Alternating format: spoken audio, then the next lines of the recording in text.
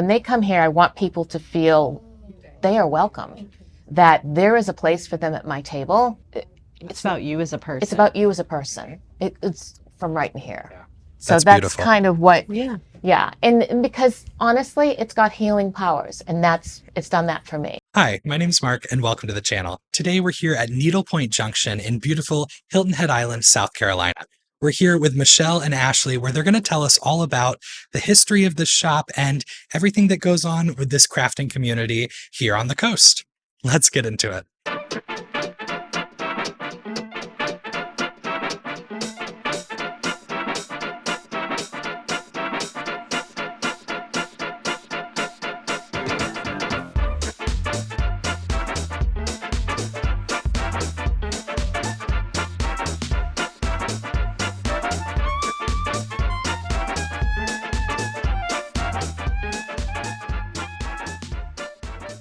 Welcome back to Hilton Head Island, South Carolina.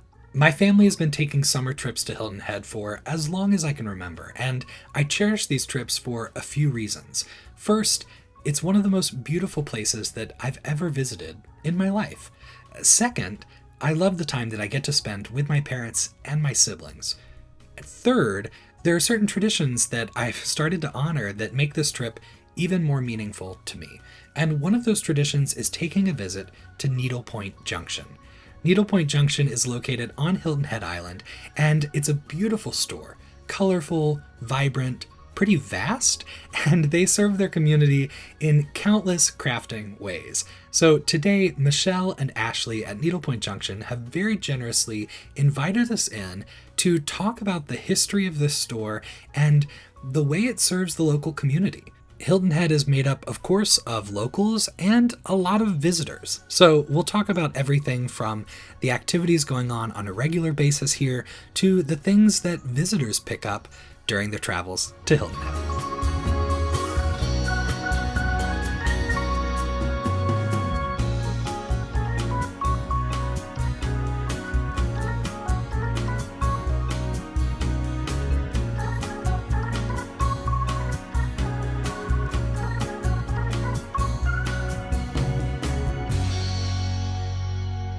So my first question is, how did Needlepoint Junction come to be? When did your journey begin with the shop, and maybe how has it evolved? How does it fit into the community of Hilton Head Island? Oh, wow. Okay. So Needlepoint Junction has been around for probably a little over 40 years. I bought it in April of 2014, actually April Fool's Day. Okay, was my first day. I had no history with any of the needle arts. Except for I knew how to hook a rug because my grandmother hooked rugs. But that was very different.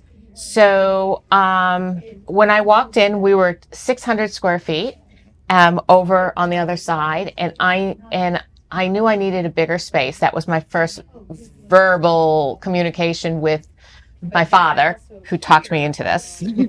Okay. And I had a business background. Okay, so it wasn't a lot of people get into this hobby first, then business. I came into this business first. Okay. And as I've grown through the years, we are very fortunate. We added more space. When this space became available, I took it. Did not take that, but took that back in 2019, right before COVID. And COVID really changed the paradigm of how people do business. Okay. A lot of people started shopping online. They needed somebody to relate to. We didn't even have an online store until COVID, and we got it up so quickly, and it was brutal. It was brutal in a lot of ways, brutal to the end user and brutal to us. Okay. So eventually we took it to somewhere else, and he did a marvelous job with it. And we've grown since then. Ashley's my store manager, and she's been here a little over a year. And she is a fiber. She went to SCAD. Oh, amazing. Fibers. Yeah. Created like patterns and fabrics and things like that. And called me one day and said, "Are you hiring?" And I knew before I even met her that she was my store manager. Oh, that's incredible. Yeah, I don't even think I really looked at her resume. Never call a reference. Yeah, you didn't need it. Yeah, I'm here. she's It doesn't here. matter. Yeah. I'm And not she going will be anywhere. here long after I go. Yes. But for me, it's always been on Hilton Head. So I've never known it anywhere but Hilton Head Island. And like I said, I didn't come from a needle arts background. But for me, it was about community. And community is anybody within the needle arts world. Okay, whether you're a knitter, crocheter, cross stitch, embroidery, rug hooking, needlepoint, crewel, it doesn't matter. You're still holding a hand in needle, quilting even, you're still holding a hand in needle. And community is very important. Inclusivity is very important. I want people to feel, when they come here, I want people to feel they are welcome, that there is a place for them at my table. And a lot of times on Wednesdays, Fridays, and some other days, you will find this table filled with stitchers of all levels. That to me is the most important thing. I don't care what the back of your needlepoint looks like. Sure. I don't care if you choose never to do anything beyond continental and basket weave, because those two stitches are just so methodic. It's like knitting, right? So you get into a pattern and it's zenful. All right. So it takes you to a different place. It calms you down. Absolutely. All right. If you are in the zone. And to me, that was very important. So over the last year, we've really done, changed the way we look at business to make it much more inclusive. Because like I said, I want people to feel welcome. I want people to feel like they belong. I want people to enjoy what they're doing and not feel pressured, not get the anxiety that sometimes comes along because they can't do anything. I always say, if you don't know a stitch, if something calls for a stitch and you don't know it and you can't do it, find another one. Sure. Life's not that difficult. Well, and there's no police. No, there's no police. Nobody's looking over your We work. we have to remind Right. ourselves And that. I don't want to be judgmental. Like, I don't care what you look like. I don't care what you wear coming into my store. It's not about it's about you as a person. It's about you as a person. It's from right in here. Yeah. So That's that's beautiful. kind of what, Yeah. yeah. And because honestly, it's got healing powers, and it's done that for me. Absolutely. I say that all the time on the channel. For people watching who've been here before, I have a video where I talk about how knitting saved my life. And it feels kind of silly or dramatic to say, but when I trace what it's actually done for me, it's true. It is so true. And it does that for so many people. And needlepoint has saved my life. And I do an email once a week, and one of my emails lately was about my journey and how I have autoimmune issues. I have some pretty significant autoimmune issues, and we moved down here because of more temperate weather, although you wouldn't know it sometimes. And that has allowed me to do things I could not do up north. Sure. So, and just the community outreach and the people that come into the store. I love hearing your stories. I really do, because you bring me into a place where you trust me. I'm your bartender, all right? And you don't get drunk, all right? So I'm your psychiatrist. And I'm about the same price as your psychiatrist over the time. But the fact is, I'm there for you. And it does save. It does bring people to a different place.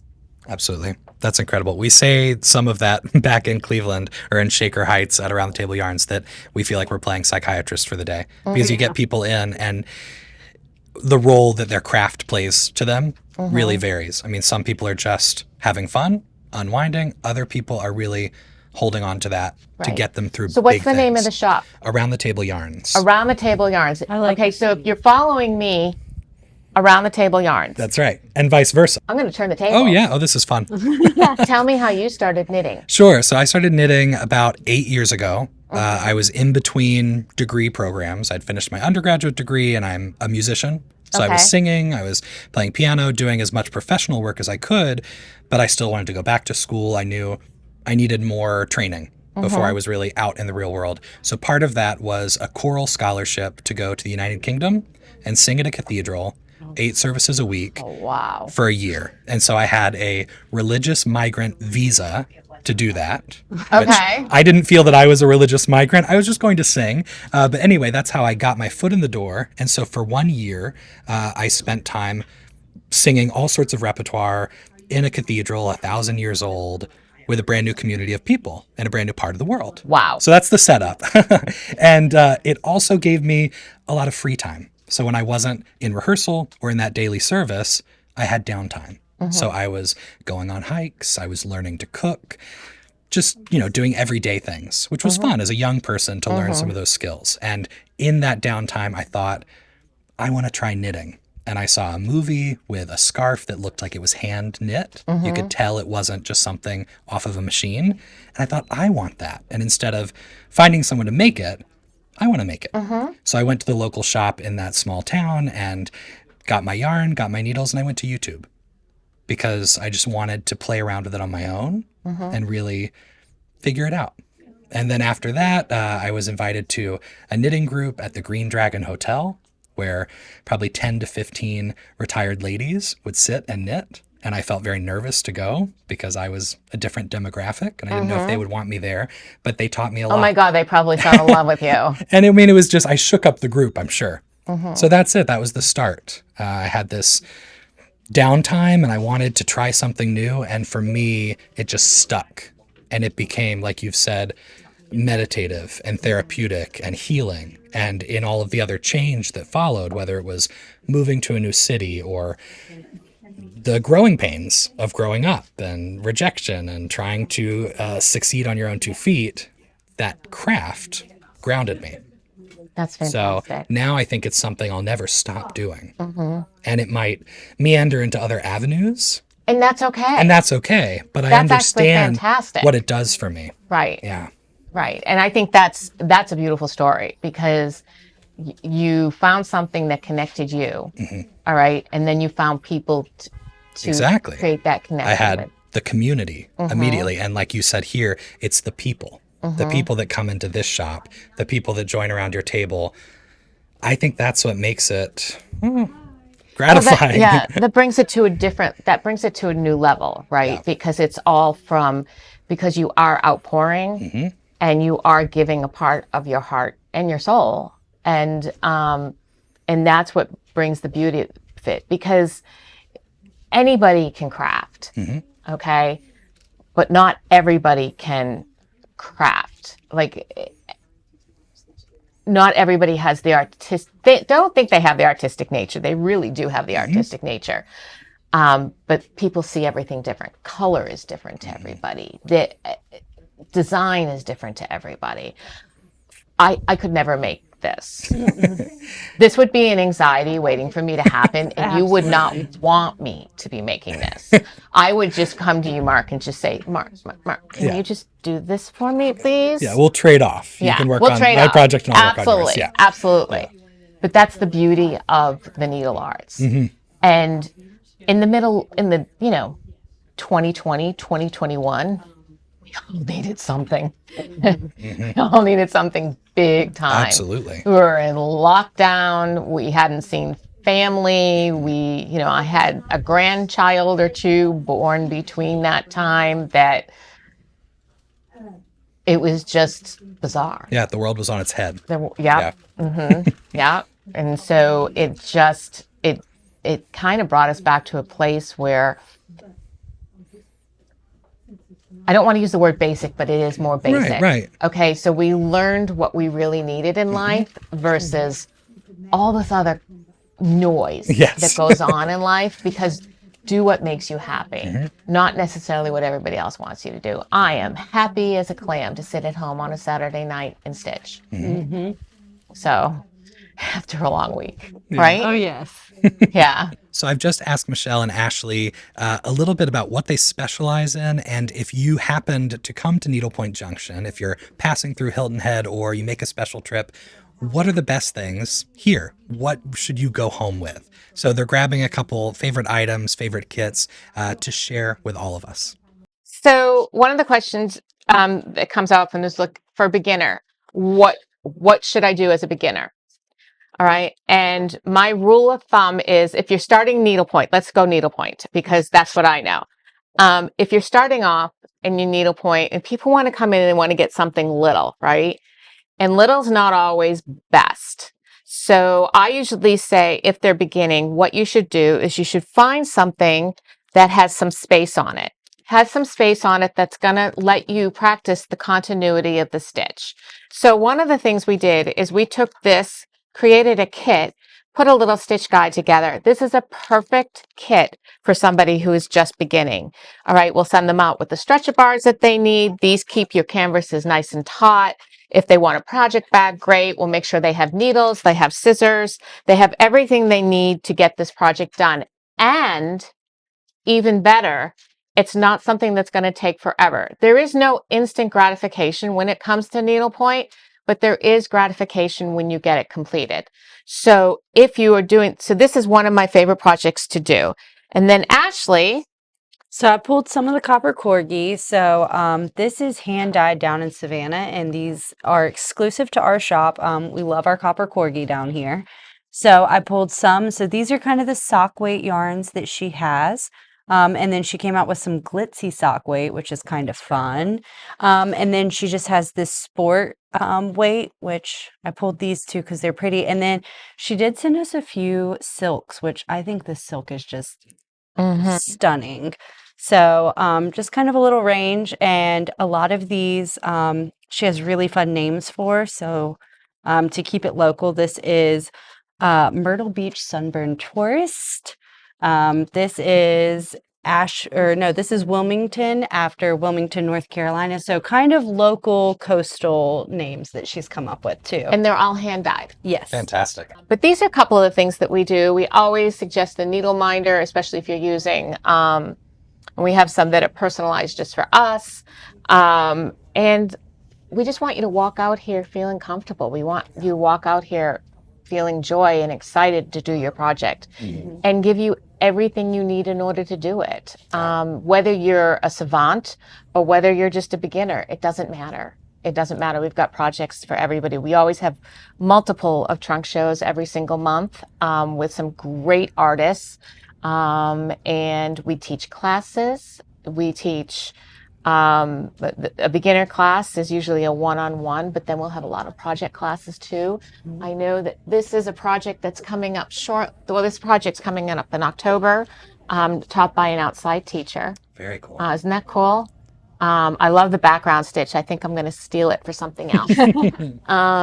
And then, ribbon work and these ribbons. Yeah, like these ribbons up here. Oh, beautiful. So this is a club we have going on. So even if you're not local to this area, you can sign up, and we mail these out once a month with everything you need to complete it, including the instructions. Yep. So we've got plenty to offer everybody. Yeah, sounds like it. So this question is for anybody watching who is in a warm weather climate. And then on the flip side, for those watching who live somewhere like Cleveland, where we have long, cold winters and maybe we never work on summer appropriate projects. What do you find, fits your identity as a shop located in a pretty warm climate? How does that affect what people are working on, what they come in looking for, and how you decide to focus what you carry? Oh, wow. Okay. So there are seasonal, I'm going to start with needlepoint because there are seasonal stitchers. All right. And when I talk seasonal, I'm really talking holiday related. Sure. Okay. So somebody might be doing little hearts for Valentine's Day. They might be doing shamrocks for, what is that one called? St. Patrick's Day. July 4th, Christmas. Christmas is year round. Halloween and Christmas are the biggest. Okay. All right. And people are going to do this all year round. All right. And it doesn't matter what they're working on, because if they're like me, they have at least one big project and a couple little projects. All right. Because the little ones you can kind of, I call them my distractions. Yes. Yeah, I call them my distractions because I'm moving away from the big one, which is causing me. I just want to get it done. Yes. All right. So, and that's in regards to stitching needlepoint. It really is a year round. There's no timeline where you're going to see more Christmas, because Christmas has to be done by June in order to get to the finisher in order to get back to you. Sure. All right. Unlike knitting. All right. Or crochet. I will tell you this though, with needlepoint is the second half of the year we seem to see a lot more things that can be self-finishing. So bookmarks, key fobs, recipe boxes, purses, mini posters, things that can be done and people can finish themselves because they know they're behind and they just want to get it done. And will I get that piece back in time for Christmas? As far as knitting is concerned, I don't buy a lot of bulky yarn, all right, because it just doesn't have its place here. And if somebody's coming in from other places, they're looking for something that's local to us. Exactly. All right, they're not necessarily looking for, we're boutique. We're not a big box knitting store. Sure. We're not a big box store. Sure. All right. So because we're boutique, I tend to carry, like I carry a merino wool, but I'm not carrying a bulky merino wool. You're not doing it in every weight. Right. I tend to have a lot of sock yarn because we will wear wool down here. Sure. All right. But cotton, silk, you would think linen, but it's one of those things where I think that's such a niche knitter that people get a little bit nervous about it. I've said that a lot in the last month talking about my summer projects, that I'm scared to bite the bullet with 100% linen because it's a different experience working. It is because it feels different on your needle. And it's once it's worn is when it starts to wear down, it's a totally different experience. Because it is becoming more, pliable. Sure. Okay. It's becoming much more moldable and softens over time. So unlike wool, that it's soft, it's not going to. It's already flexible. It's already flexible. Cotton, unlike cotton, that sometimes stretches. That type of thing, but much lighter weights. But who doesn't love a pretty cashmere? Of course. So and I do wear. I'm in a sweater I'm surprised I'm not in a sweater right now because I'm frozen. Well, I was gonna say in the air conditioning in people's homes, you still have once warm you weather get down things. here, you kind of get used to it because I was out of town this weekend and it was 78 and it was a different type of 78. So I was in a sweater this entire weekend at 78. So we have a different type of.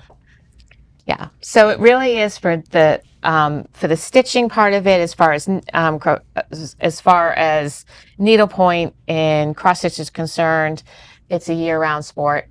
Knitting, you will find more seasonal. Somebody will be doing a summer in the spring. In order to have a really pretty tank top or sweater or something like that.